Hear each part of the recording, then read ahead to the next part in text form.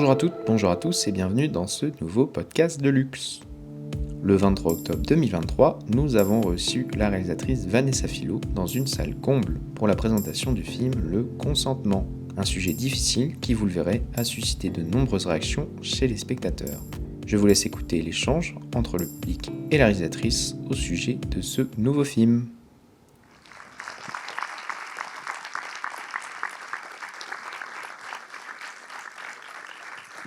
Vanessa, je vais vous donner un micro. Je ne sais pas si vous voulez vous mettre sur scène ou devant. Bonsoir. Comme vous le sentez. Ouais. Bah, c'est comme. Non, mais voilà. Voilà. La salle est pleine. Désolé, hein. Mais du coup, vous êtes devant les premiers rangs. Merci beaucoup d'être présente ce soir. Ça nous fait extrêmement plaisir. Donc, j'espère que vous aurez l'occasion de prendre la parole. N'hésitez pas à me faire signe. C'est aussi le principe de ces rencontres, qu'on puisse échanger, que vous puissiez échanger avec la réalisatrice. Mais bon, puisque vous n'étiez pas là au début, peut-être ce serait bien qu'on amorce tous les deux cet échange en se donnant les raisons pour lesquelles vous avez décidé d'adapter cet ouvrage de Vanessa, ces récits de Vanessa Springora. Alors, moi, je sais que c'est une demande qui a été faite par vos producteurs, les producteurs de Gueule d'Ange, parce que Vanessa Philo a réalisé un premier long métrage que vous avez peut-être vu ici, enfin, en tout cas, on l'a montré, qui s'appelait Gueule d'Ange, et je crois que les producteurs, eux, ont découvert très vite le récit et vous l'ont proposé en fait parce qu'ils pensaient qu'il y avait des correspondances, des résonances, en tout cas que ça pourrait vous parler. En effet. Alors, j'y vais, je vais vous raconter un peu le début de tout ça. Mais déjà, merci d'être là et merci d'être aussi nombreux. Pour moi, c'est vraiment des moments importants de venir rencontrer les spectateurs, les spectatrices, parce qu'on a aussi fait ce film pour ces raisons-là. Pour partager, pour encourager aussi la parole.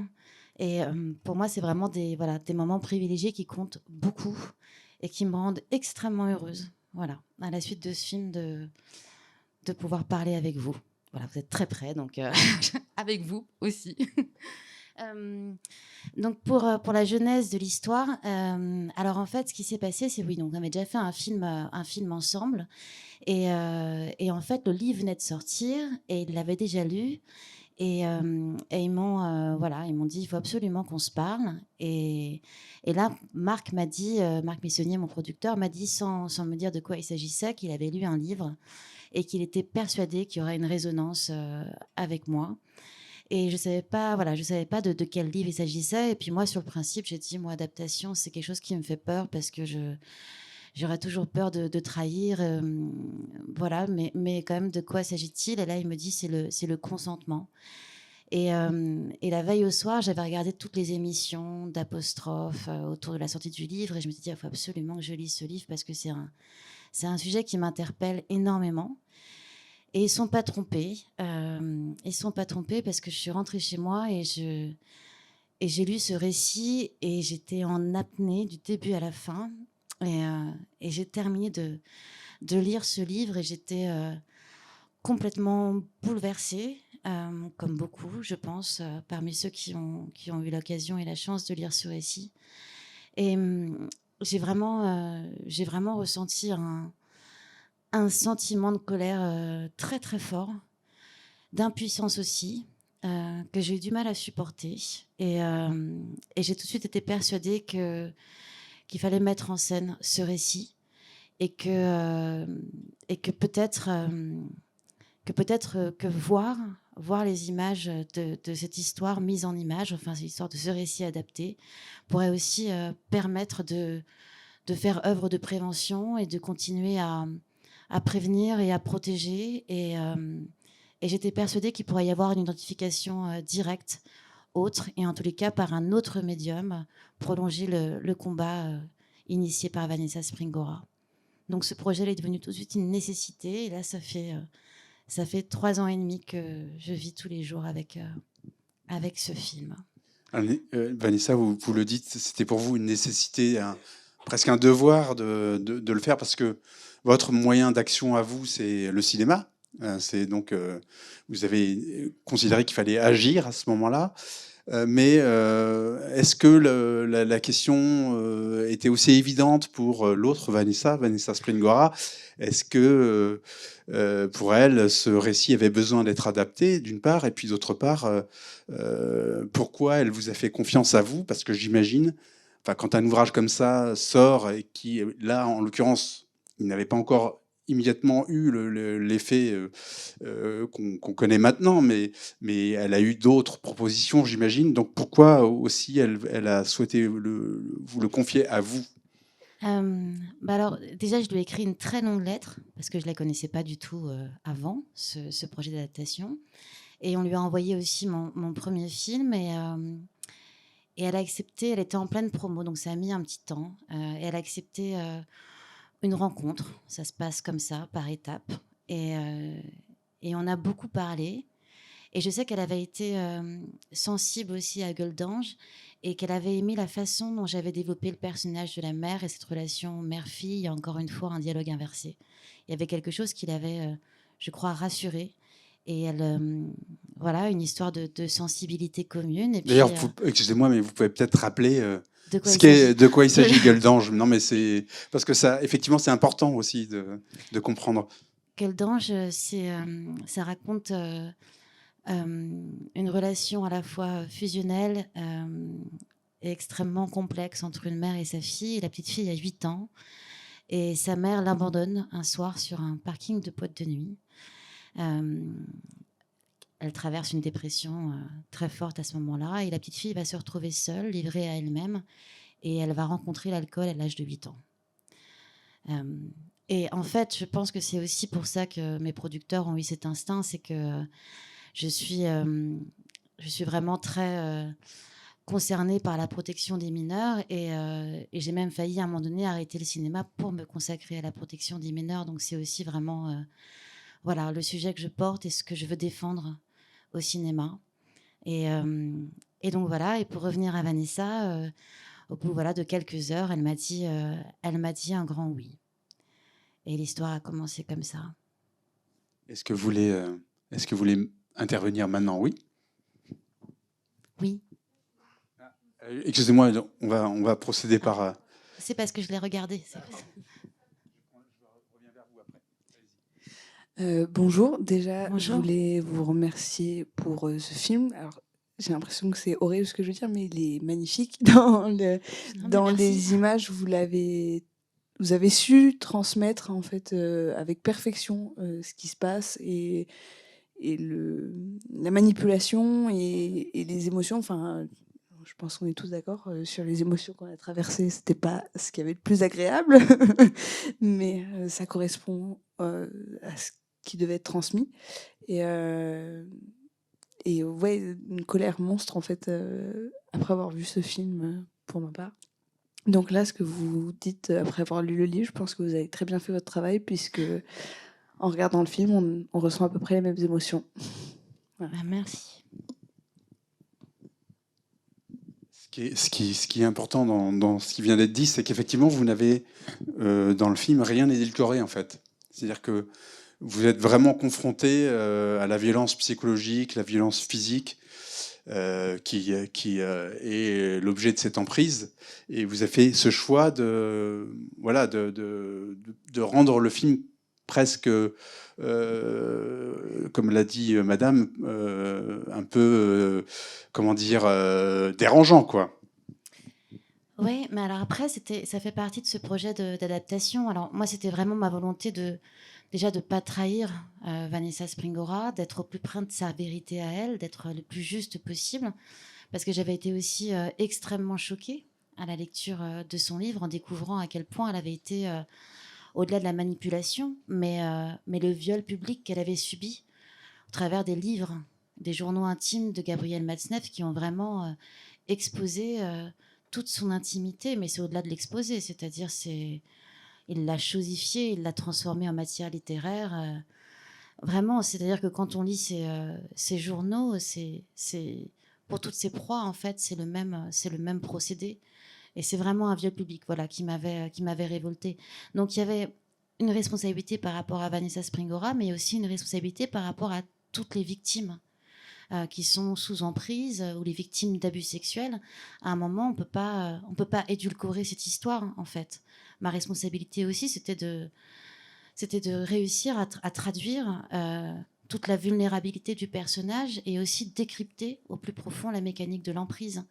Mais c'était un triple prédateur, un prédateur sexuel, psychologique, littéraire. Et il fallait raconter toute cette histoire sans, en tous les cas, sans éluder toute la violence insoutenable qu'elle racontait. Oui, allez-y, madame. On va vous apporter le micro. Je vais peut-être en fait me mettre sur la scène parce que du coup, sinon, je n'arrive pas à vous voir tous bien. Tac. Bravo. Voilà, merci. On se sent, je me sens particulièrement bouleversée. Et après avoir regardé le film, c'est presque, on n'arrive pas à trouver des mots, c'est difficile. Et je me demandais, vous, après avoir porté ce projet pendant 3 ans et demi, comment on se sent après un tel projet ? Je grandis quelque part. Alors ça peut paraître étonnant comme réponse, mais j'ai tellement été portée par le courage de Vanessa, par le courage aussi de toute mon équipe et de mes acteurs en fait, qui ont vraiment mesuré en fait la responsabilité qui était la leur en fait de faire ce film, de l'incarner. Et en fait, depuis l'écriture, il y a eu plein de rencontres aussi dans ma vie de personnes qui sont venues se confier parce que justement, j'entreprenais l'écriture de l'adaptation et quelque part, j'ai ressenti à quel point, ne serait-ce que de continuer ce combat, en fait, encourager les autres à parler et à mettre des mots sur leurs douleurs. Et des douleurs enferrées depuis des années. J'ai été bouleversée d'entendre des personnes que je connaissais depuis 20 ans, depuis 30 ans, me raconter les violences sexuelles subies dans leur enfance. Tout d'un coup, de mettre des mots. Et je m'en suis même voulu à moi. J'ai ressenti une culpabilité terrible parce que je me disais, mais comment j'ai pu ne pas voir ? Comment j'ai pu ne pas reconnaître ces symptômes de détresse qui sont récurrents chez toutes les victimes ? Et ça m'a porté aussi dans mon intention d'aller jusqu'au bout de ce film en me disant que si ça permettait d'encourager la parole, si ça permettait aussi à des victimes de réparer leur confiance, de sortir de silence, si ça nous permettait aussi à nous, peut-être, un autre regard sur les autres, une autre empathie, une autre façon, voilà, d'écouter aussi la douleur des autres, de la repérer avant qu'il soit trop tard. Ou peut-être de prévenir, de protéger des personnes qui commencent à tomber sous emprise. Et quand on est sous emprise, il est très, très, très difficile d'exprimer ce qu'on ressent et ce qu'on vit. Et j'avais vraiment la conviction que de montrer ce film en images pouvait permettre aussi de repérer des comportements spécifiques, des attitudes, et de pouvoir donc se reconnaître victime. Donc, je pense que tout cet engagement, en fait, il m'a porté. Voilà. Le consentement, il faut aussi savoir, parce que c'est quand même très important, qu'à la parution du livre de Vanessa, son texte a été utilisé comme outil juridique, comme outil de réflexion, pour justement qu'existe maintenant cette loi du consentement. Mais en fait, dans mon intention aussi de faire ce film, c'était aussi pour balayer ce fameux argument du consentement. En fait, elle n'était pas en âge et en capacité de consentir. C'est pour ça que je pense que ce titre est remarquable. Je sais qu'il y a beaucoup de réalisateurs qui préfèrent mettre une distance quand ils adaptent. Moi, pour ce récit-là. De toute façon, je ne voyais pas les choses autrement. J'avais besoin de partager avec elle. Et elle a été extrêmement généreuse. Elle a lu évidemment une première version, une troisième, une septième. On a eu beaucoup des versions. C'est très long. Et elle a fait plein de remarques. Elle a apporté plein de choses, de détails. Elle m'a vraiment laissé lui poser beaucoup de questions parce que j'avais besoin aussi de nourrir aussi les arrière-plans en fait du film. Et c'est pour ça du coup qu'elle est créditée à la fin en collaboratrice au scénario, parce que je trouve que ce qu'on a partagé était fort et que ça méritait d'exister aussi là. Voilà. Alors, je crois qu'il y avait une intervention là-bas. Kevin, là. Bonsoir. Donc, je suis enseignante et je voulais déjà vous remercier parce que ça nous fait un support parfait pour aborder ce thème-là qui est quand même très... ça travaille beaucoup les élèves, ça les interroge beaucoup et ça les choque beaucoup. Et j'ai une élève en particulier qui travaille sur cette thématique pour une plaidoirie, qui a été choquée par le passage de Matzneff dans l'émission de Pivot, comme ça m'a choqué moi quand j'étais jeune. Et je trouve que vous avez rendu compte du consentement de la société, surtout, et de l'entourage avec la maman. Et moi, je m'interroge sur le côté un peu cyclique du film, c'est-à-dire le fait d'avoir terminé avec cette scène de dîner aussi qui reprend les mêmes types d'arguments qu'au début et où on se dit que la société évolue pas beaucoup. Est-ce que vous avez un regard optimiste ou pessimiste par rapport à l'évolution de la société ? C'est-à-dire, oui, il y a quand même des choses qui ont changé. Aujourd'hui, on n'inviterait pas un homme comme Gabriel Matzneff sur un plateau de télévision pour venir faire apologie à la pédocriminalité. On ne l'applaudirait pas pour ça. J'ai l'impression, quand on regarde cette émission, qu'on est, je ne sais pas, un siècle auparavant.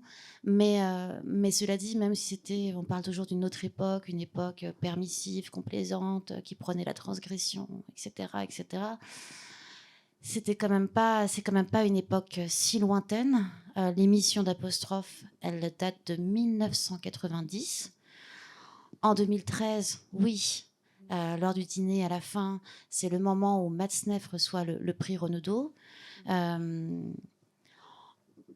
Encore il n'y a pas si longtemps, mais il vient de partir, un des très bons amis, complices notoires de Matzneff, en tous les cas, pendant ses voyages à Manille, était encore juré au prix Renaudot. Tout le monde savait.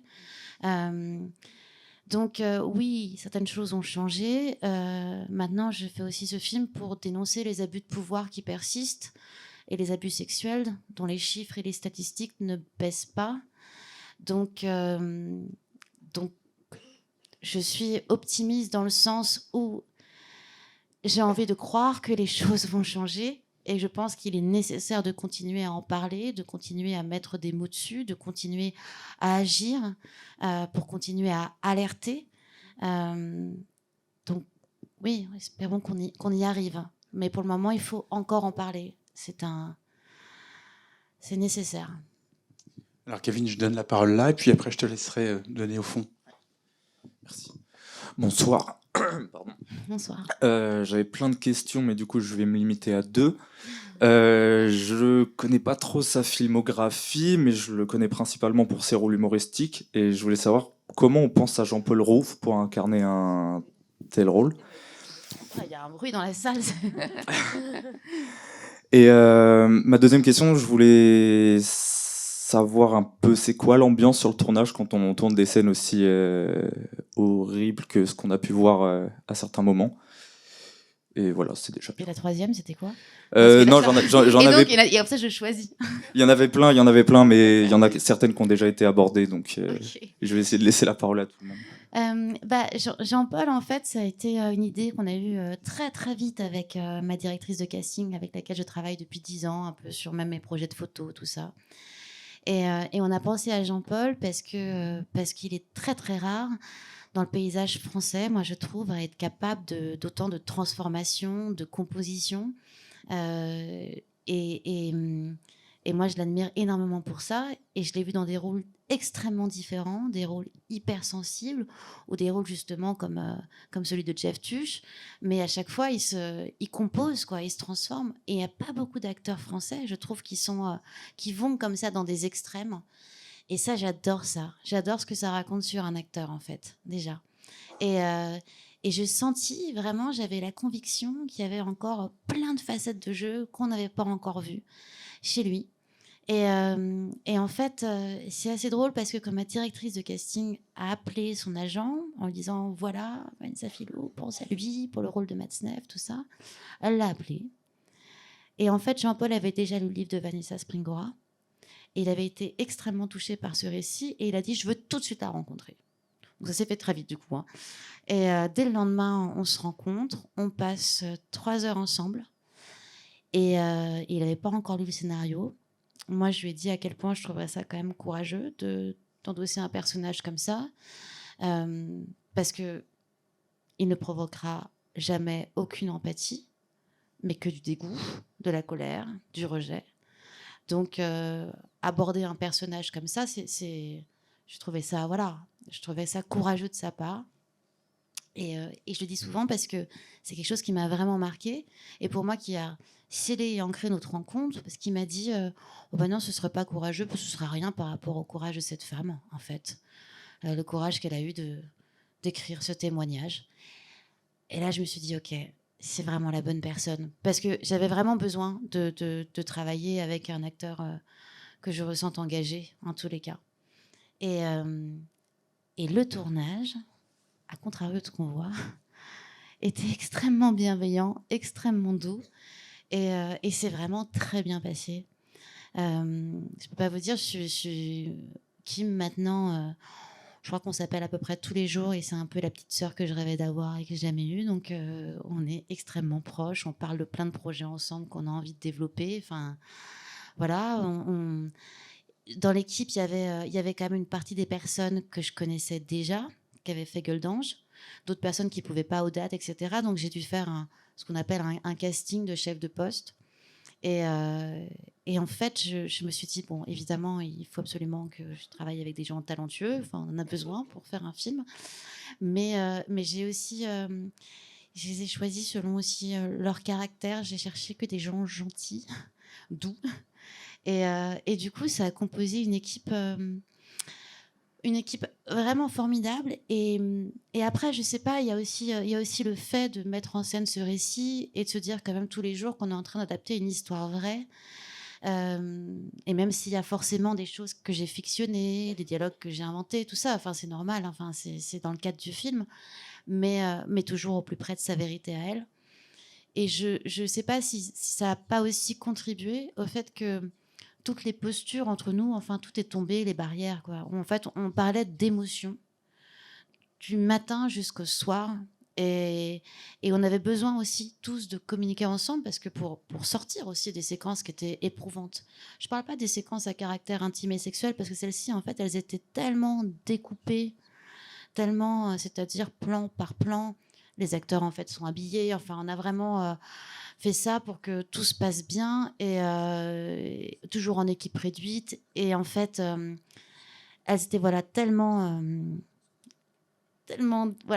découpée et précise que c'était encore autre chose. Mais je pense par exemple à une séquence comme celle dans la chambre d'hôtel où ils se disputent comme ça, ou dans ce duel où là il y avait vraiment une violence psychologique à mettre en scène, où là j'arrêtais pas forcément la caméra pour qu'ils puissent justement être libres aussi dans le jeu, où là évidemment quand on traverse ça et quand on entend ces mots qui sont d'une cruauté et on voit cette jeune fille se débattre avec impuissance. Je parle de cette scène parce que j'ai dû voir le film, je sais pas, 1500, 2000 fois, et à chaque fois je pleure en revoyant cette séquence.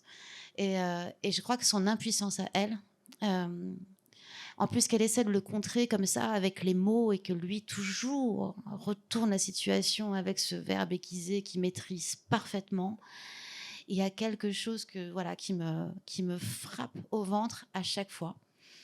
Mais tout ça pour dire qu'après des séquences comme ça et le soir, on avait besoin de se parler encore. Donc on s'appelait avec l'équipe, on continuait. En fait, il y a quelque chose comme ça qui s'est créé. Mais c'était très beau et très fort. Et qu'est-ce qu'on l'a fêté après, cette fin de tournage, vraiment. Et on s'est beaucoup revus et on continue à se revoir parce que il y a vraiment, voilà, il s'est passé quelque chose de fort qui nous a soudés. Mais pour confirmer ce que vous dites sur Jean-Paul Rouve, En fait, on a une image voilà, déformée de ce qu'il est capable de faire, mais c'est vrai qu'on l'a vu dans Petit Pays, par exemple, où il est formidable, il est sur un tout autre registre, mais aussi plus récemment dans Les Cadors, par exemple, où il joue un frère un peu paumé. Et donc, Oui. on sent cette capacité, et à chaque fois, il se transforme totalement, en fait. Il se transforme, mais même dans les films qu'il réalise. Oui, tout à fait. Le cinéma qu'il fait, il est très sensible. Quand il fait Quand je serai petit, par exemple, où il se revoit petit, adolescent, etc. Enfin, il y a quelque chose de très sensible. Mais je suis... moi, j'admire énormément ce qu'il a fait dans le film parce que je trouve qu'il est... au bout de 2 secondes, en fait, on oublie.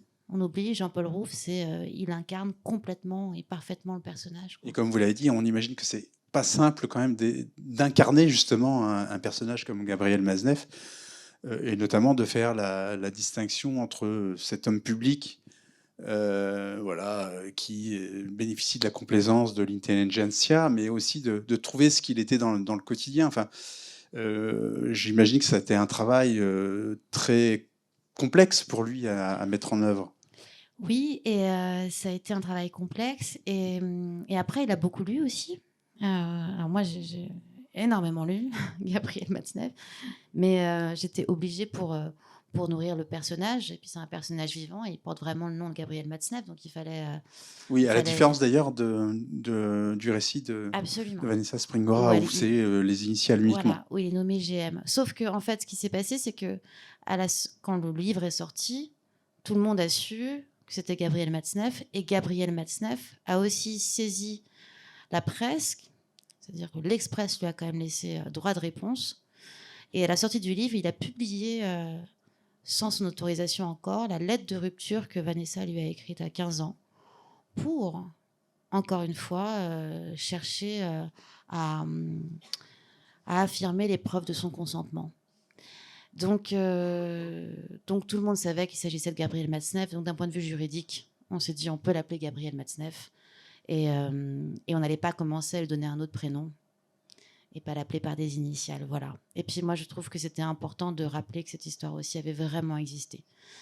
Et je ne sais plus quelle était l'autre question. D'où d'ailleurs la séquence de Bernard Pivot que vous avez eu besoin de montrer, en fait. C'était indispensable à la fois pour montrer à quel point il y avait une complaisance à cette époque, et puis aussi pour souligner l'intervention de Denise Bombardier, qui était quand même aussi assez exceptionnelle. Oui, j'avais vraiment aussi envie de rendre hommage à cette femme, parce que c'est effectivement la seule qui s'est interposée, qui a pris la parole, et il faut quand même savoir que suite à ça, elle s'est faite lyncher, traitée par l'intelligentsia française de salope, de mal baisée. Elle a été traumatisée. Donc pour moi, c'était quelque chose d'important, et aussi parce qu'au-delà de ça, j'ai rencontré aussi des victimes qui avaient été abusées aussi dans leur enfance. Et cette émission, on m'en a beaucoup parlé, parce que dont une victime qui m'a raconté que ça m'a vraiment marqué, que quand elle avait vu l'émission Petite fille, elle s'était dit du coup, vu que ça choque personne, vu qu'on l'invite, qu'on l'applaudit, qu'il est formidable en disant tout ça, c'est que ma souffrance n'existe pas. Et je trouvais ça important de la mettre en abîme aussi pour ça, parce que cette époque a fait aussi beaucoup de dégâts. Et donc ça, c'était pour la question que vous venez de me poser, mais j'ai oublié de dire aussi que par rapport au quotidien, Jean-Paul et tout ça, quand vous me posez des questions sur sa façon de travailler le personnage, il a lu aussi les journaux intimes de Gabriel Matzneff. Et dans ces journaux, c'est-à-dire qu'il détaille tout, jusque son dîner, le nombre de calories, le poids qu'il a perdu le matin, au-delà de toutes les choses absolument atroces qu'il raconte et la pudeur qu'il viole, c'est tellement rempli d'un narcissisme exacerbé que voilà, ce rapport au corps, sa façon d'être, enfin, il ne parle que de lui, et de lui, de ses proies, de lui, de ses proies. Enfin, il y a quelque chose, et tout le temps dans la répétition. Et c'est vrai que Jean-Paul a travaillé aussi physiquement, du coup, son personnage pour l'incarner. Il le dit souvent, mais c'est vrai, il a fait de la natation pendant des mois parce que Gabriel Matzneff nageait beaucoup, prenait soin de son corps extrêmement. Il a fait des pédicures, il a fait, je crois, des UV aussi parce que Gabriel Matzneff était toujours bronzé. Donc il y a eu toute cette préparation physique pour incarner un personnage comme celui-ci. Et évidemment, il a regardé beaucoup aussi d'extraits, d'émissions, parce qu'il avait une façon très singulière de parler, de poser sa voix, de chorégraphier son geste. Et pour moi, c'était très important aussi de mettre en scène toute la mécanique physique et la gestuelle physique du prédateur. Parce qu'il n'y a pas que les mots. Il y a aussi toute cette façon qu'il a de la regarder, de la rendre intéressante, juste par un regard, puis de la mettre à distance, puis de la désaimer, puis de la reconnaître à nouveau. Et c'est comme ça aussi qu'il arrive forcément à créer une dépendance aussi chez elle. Donc voilà. Pardon, je Non, mais n'ai très pas bien. répondu dans l'ordre, mais... Oui, bonsoir. Bonsoir. Je voulais revenir sur la dimension judiciaire. Donc ce monsieur est donc un pédocriminel vivant. Les faits sont prescrits, il n'y a plus rien à faire. Oui, il y a toujours une affaire en cours qui n'est pas classée. Mais je sais qu'il y a beaucoup de femmes qui ont témoigné, qui ont porté plainte. Mais effectivement, il y a ce souci de prescription en France. Kevin, tu avais d'autres interventions parce que sinon il y avait quelqu'un qui voulait intervenir là-bas. Et malheureusement, on n'a plus beaucoup de temps. Je vais essayer de répondre plus vite. Non, ça fait très bien, c'est pas grave. De toute façon, on n'arrivera jamais au bout de ce qu'on voudrait dire. Bonjour, moi c'était pas une question, on doit être contraint d'y aller, mais on voulait juste vous remercier parce que je trouve que c'est vraiment un très très beau film et ça m'a beaucoup touchée. Et déjà je suis très très sensible, donc ça m'a vraiment fait quelque chose, genre de voir les images, tout ça, et ça m'a donné envie de lire le livre quand j'ai vu comment à la fin ça m'a beaucoup touchée quand on voit qu'elle dit qu'elle essaye de l'enfermer et qu'elle essaye de chasser le chasseur, qu'elle l'enferme dans un livre. Je trouve ça vraiment très beau. Et les scènes, tout ça, comment ça a été fait, marqué, le temps, les acteurs qui ont très très bien joué, je trouvais ça vraiment très très beau. Et je vous remercie. Merci. Alors, on a justement pas parlé de Kim Higelin, mais quand même, ça serait bien d'en dire un mot. Ne serait-ce que de dire que lors du tournage, elle était majeure et c'était important pour vous qu'elle le soit. Et peut-être ce serait intéressant de savoir comment vous avez choisi de lui confier ce rôle. En fait, j'ai vu un premier essai vidéo, une première rencontre, c'est souvent en 2 temps. Et quand j'ai vu les images de Kim, j'ai tout de suite su déjà. Enfin, c'était une évidence, elle était bouleversante, absolument bouleversante. Et puis elle a cette voix de cinéma, elle a cette cassure dans la voix, elle a cette hypersensibilité. Enfin, après, il y a des choses même qui s'expliquent pas. C'est-à-dire que c'est vraiment, je lui ai dit d'ailleurs, tu es la plus belle de toutes mes émotions. Elle me renverse. Et elle avait 20 ans au moment du casting, 21 ans au moment du tournage. Là, elle a 22 ans. Et elle est absolument bluffante parce qu'elle est quand même capable de passer de 13 ans à 18 ans, à 15 ans. Il faut savoir qu'en plus, on n'a pas pu tourner dans l'ordre chronologique parce qu'on fait comme on peut sur un tournage et qu'on tourne par décor. Et parfois, dans la même journée, on la voit à ce dîner gigot haricots verts, on dirait même qu'elle a 12 ans, tellement je sais pas comment elle a réussi à faire ça, mais à redevenir comme ça, toute vulnérable, toute jeune. Et dans la même journée, la voilà blonde à 18 ans, surmaquillée, avec une autre attitude, une autre façon de poser son regard, sa voix. Voilà, elle a un immense talent. Elle a vraiment un immense talent. Pardon, non, dites-moi. Et pour nous, oui, c'était vraiment quelque chose de très important de tourner avec une comédienne, évidemment, plus âgée que le rôle. On s'était donné à la base comme première limite 16 ans. Et si la jeune fille avait 16 ans, dans ce cas-là, toutes les scènes à caractère intime auraient été tournées avec une doublure. Elle avait 20 ans, enfin 21 ans. Et après, attention, ça, je suis pas en train de minimiser ces scènes-là, mais on a eu des vraies discussions ensemble. Et je lui ai demandé tout de suite, voilà, si c'est quelque chose, fallait qu'elle me dise tout. S'il y avait une scène qui lui faisait peur, on en parle ensemble, je la tourne autrement. Et elle m'a dit, au premier café ensemble, elle m'a dit, moi, c'est pas ces scènes-là qui me font le plus peur, c'est la violence du quotidien. Elle me dit, ça, c'est encore plus violent. Et à chaque fois sur le tournage, mais c'est très important, parce qu'on ne fait pas non plus ce film sans le consentement de ses acteurs. Je lui ai dit que voilà, s'il y avait quelque chose qui l'angoissait, on arrête, on change, on fait autrement. Qu'elle se sente évidemment, pas. Enfin, je voulais pas jamais. Enfin, je sais pas si vous avez ressenti pourquoi je voulais faire ce film, mais pour moi, c'était hors de question de mettre mal à l'aise mon actrice ou mon acteur, ou de les sentir mal, ou qu'il y ait quelconque danger émotionnel. Ça, c'était pas possible. Donc voilà, ça s'est très bien passé. Et après et puis avant ces scènes-là, enfin, on s'est réunis avec mon chef opérateur. Enfin, tout a été extrêmement préparé, mais vraiment découpé, préparé, précisé. Et les acteurs ont vu une version plus longue du film. Et là, encore une fois, ils avaient aussi leur mot à dire par rapport à ça. Enfin, il n'y avait rien de figé, en fait, jusqu'au dernier moment. Vous avez évoqué la façon dont Vanessa Springora vous a accompagné dans l'écriture.